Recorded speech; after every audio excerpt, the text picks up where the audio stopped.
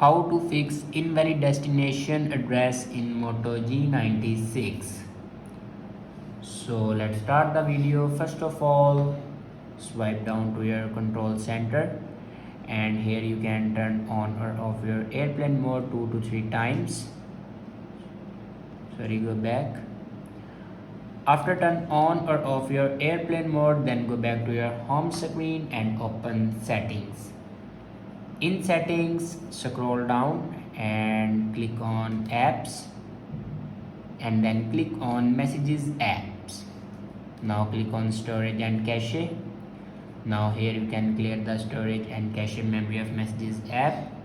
After clear the cache memory, then go back to the main page of your settings and click on system.